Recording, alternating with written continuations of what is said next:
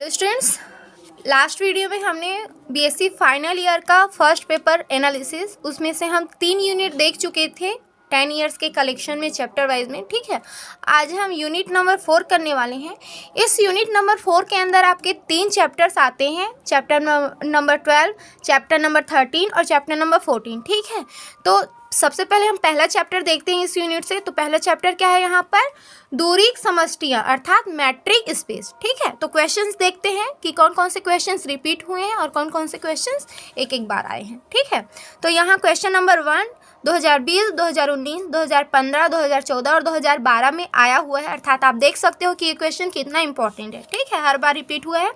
सिद्ध कीजिए कि प्रत्येक विवृत गोलक एक विवृत समुच्चय होता है। ठीक, यहाँ आपको ओपन स्फीयर और ओपन सेट का डेफिनेशन पता होना चाहिए इस थ्योरम को प्रूव करने के लिए। ठीक, यहाँ से डेफिनेशन भी पूछते हैं, तो यहाँ से आपको डेफिनेशन भी याद करने हैं। ओके, चलिए आगे बढ़ते हैं। क्वेश्चन नंबर 2 ये 2020 में आया हुआ है।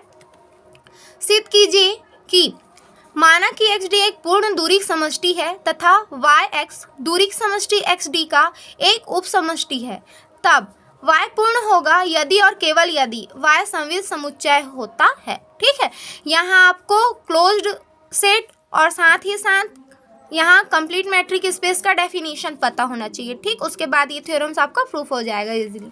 क्वेश्चन नंबर 3 ये 2020, 2013 और 2012 में आया हुआ है। क्या है क्वेश्चन, सिद्ध कीजिए कि किसी दूरिक समष्टि में प्रत्येक अभिसारी अनुक्रम एक कौशी अनुक्रम होता है। ठीक, तो कौशी अनुक्रम का डेफिनेशन पढ़ने के बाद उसके नीचे में ये थ्योरम है हमारे पास, तो एक बार देख लीजिएगा उसको, है ना, और इम्पॉर्टेंट थ्योरम है इस चैप्टर से ये भी।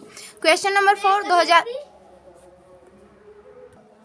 तो क्वेश्चन नंबर 4 का क्या है हमारे पास क्वेश्चन, दूरिक समष्टि की परिभाषा दीजिए तथा उदाहरण सहित समझाएं। ठीक, तो यहाँ पर हमको मैट्रिक स्पेस का डेफिनेशन लिखना है और साथ ही साथ डेफिनेशन के साथ आप 1-2 एग्जांपल्स दे दीजिएगा छोटे छोटे से। ठीक है, क्वेश्चन नंबर 5 है हमारे पास, 2019 में ये क्वेश्चन आया हुआ है।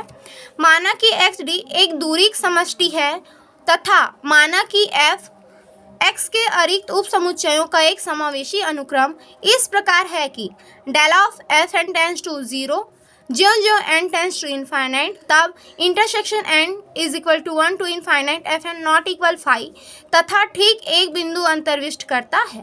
ठीक है, ये जो स्टेटमेंट है ये पूरा का पूरा स्टेटमेंट किसका है, कैंटर-शर्वनिष्ठ प्रमेय का है। ठीक है, तो यहाँ स्टेट एंड प्रूफ में आपको क्या पूछ सकता है कि कैंटर-शर्वनिष्ठ प्रमेय लिखिए और सिद्ध कीजिए। ठीक है, या फिर उसका स्टेटमेंट दे देगा और बोलेगा कि उसको सिद्ध कीजिए। ओके, तो यहाँ पर देखिए जब हम कैंटर थ्योरम पढ़ते हैं तो उसमें हम सबसे पहले कंप्लीट मैट्रिक स्पेस का डेफिनेशन हमको पता होना चाहिए, उसके पास समावेशी अनुक्रम क्या होता है उसका डेफिनेशन हमको पता होना चाहिए। ठीक है, और यहाँ जो हमारे पास इनका जो डिस्टेंस होता है, जैसे जैसे हम वैल्यूज़ बढ़ाते जाएंगे, ठीक, एक के अंदर एक अंतर्विष्ट कराते जाएंगे एलिमेंट्स को, तो उनका जो डायमीटर हो जाता है वो क्या हो जाता है, 0 होते जाता है। ठीक है, तो आगे देखते हैं क्वेश्चन नंबर 6। कैंटर थ्योरम बहुत इंपॉर्टेंट है, तो यहाँ से आपको कैंटर थ्योरम अच्छे से करना है। ठीक है, उसके बाद देखिए क्वेश्चन नंबर 6 2018 में आया हुआ है। दर्शाइए कि किसी दूरिक समष्टि में संवित समुच्चयों के एक स्वेच्छ संग्रह का सर्वनिष्ठ संवित होता है। क्वेश्चन नंबर 8 2017 में आया हुआ है, क्वेश्चन नंबर 7 2018 में आया हुआ है। ठीक है, क्या है, सिद्ध कीजिए कि दूरिक समष्टि में प्रत्येक अभिसारी अनुक्रम परिबद्ध होता है। क्वेश्चन नंबर 8 2017 में आया हुआ है। दर्शाइए कि किसी दूरिक समष्टि में प्रत्येक संवित गोलक एक संवित समुच्चय होता है। क्वेश्चन नंबर 9 2017 में आया हुआ है। ठीक है, इजी है ये, मैट्रिक स्पेस के डेफिनेशन अगर आपको पता होंगे उसके जो कंडीशंस है तो ये क्वेश्चन भी बन जाएगा। एक दूरिक समष्टि XD में सिद्ध कीजिए कि mod of D of XZ minus D of YZ less than equal D of XY for all X Y Z belongs to X। ठीक, क्वेश्चन नंबर 10 2017 में आया हुआ है। सिद्ध कीजिए कि दूरिक समष्टि में प्रत्येक कौशी अनुक्रम परिबद्ध होता है। ये यही क्वेश्चन है जो अभी थोड़ी देर पहले हमने देखा था। ठीक है, क्वेश्चन नंबर 11 2016 2015 में आया हुआ है। क्वेश्चन क्या है हमारे पास, माना कि प्रतिचित्रण D R cross R tends to R निम्न प्रकार परिभाषित है। D of XY is equal to mod of X minus y upon में mod of 1 plus mod of X minus y for all x y belongs to R. तो हमको सिद्ध करना है कि डी आर पर एक दूरी समष्टि है। ठीक है। क्वेश्चन नंबर 12 2016 में आया हुआ है। किसी दूरी समष्टि में यदि किसी कौशी अनुक्रम का यदि अभिसारी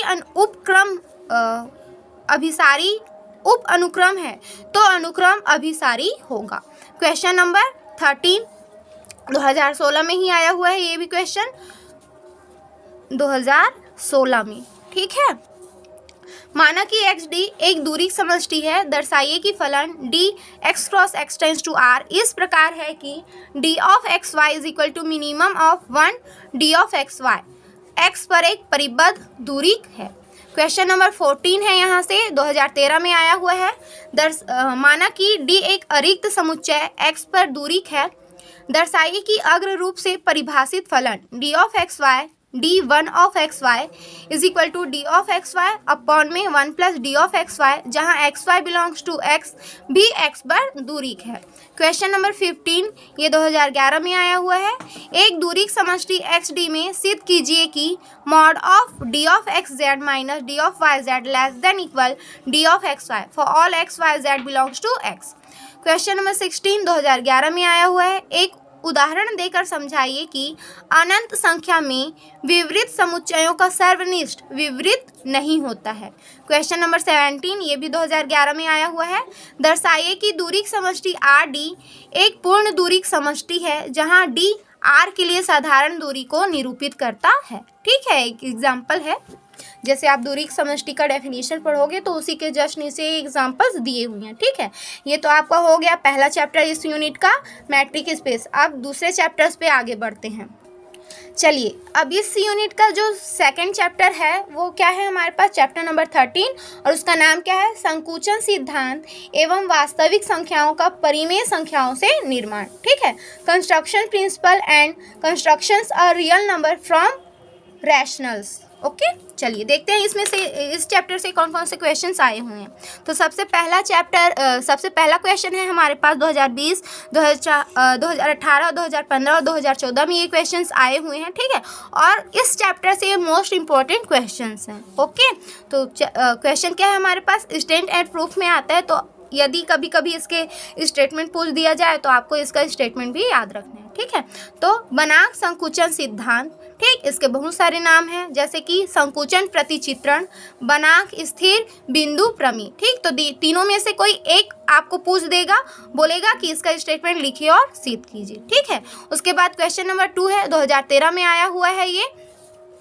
माना कि एक्स डी एक दूरी समष्टि है तथा माना कि एस एक्स में सभी कौशी अनुक्रम का एक समुच्चय है, तब इक्विवेलेंट एस पर एक तुल्यता संबंध है। ठीक है, क्वेश्चन नंबर 3 है, 2012 में आया हुआ है ये।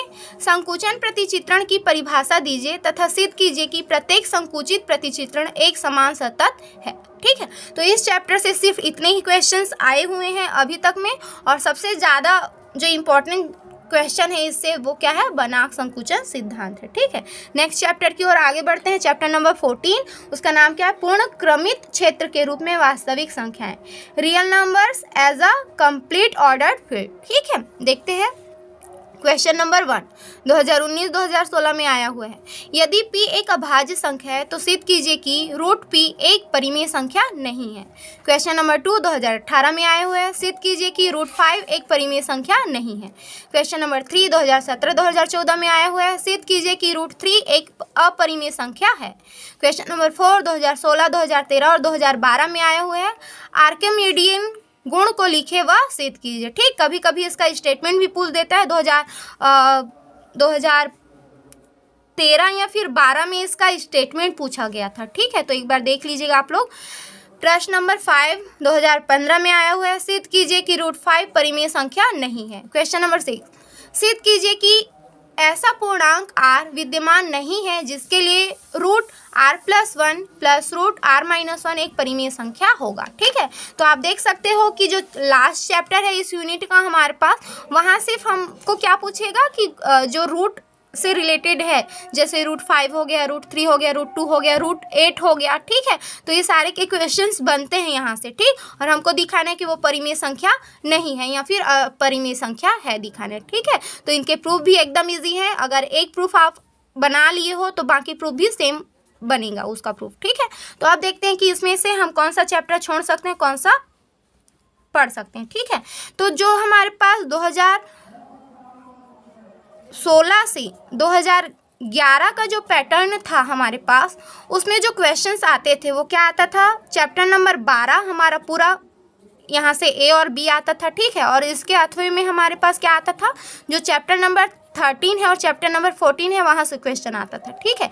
लेकिन अभी 2020 में क्या हुआ है, इसके पैटर्न में चैप्टर नंबर 12 से ए और बी के क्वेश्चन तो आए हुए हैं, साथ ही इसके जो अथवा में है वहाँ से भी चैप्टर नंबर 12 का एक क्वेश्चन पूछ दिया गया है और चैप्टर नंबर 13 का एक क्वेश्चन पूछ दिया गया है, ठीक है। तो चूँकि पैटर्न इस बार चेंज हो गया है तो आप देख लीजिएगा, आप चाहो तो तीनों चैप्टर्स यहाँ से कर सकते हो, एकदम इजी है। चैप्टर नंबर जो लास्ट है यहाँ से 14 चैप्टर, वहाँ से सिर्फ आप ये अपरिमेय संख्या है या नहीं उससे रिलेटेड करोगे तो सफिशिएंट होगा, ठीक है। वैसे ही जो चैप्टर नंबर 13 है हमारे पास, यहाँ से ये सिर्फ गिने चुने क्वेश्चन ही हैं, तो आप ये क्वेश्चन एक बार कर लीजिएगा, ओके। तो आज के लिए इतना ही करते हैं। उम्मीद है कि ये आपके लिए हेल्पफुल होगा ये वीडियो, ठीक है। और अच्छे से पढ़िए। Have a good day students.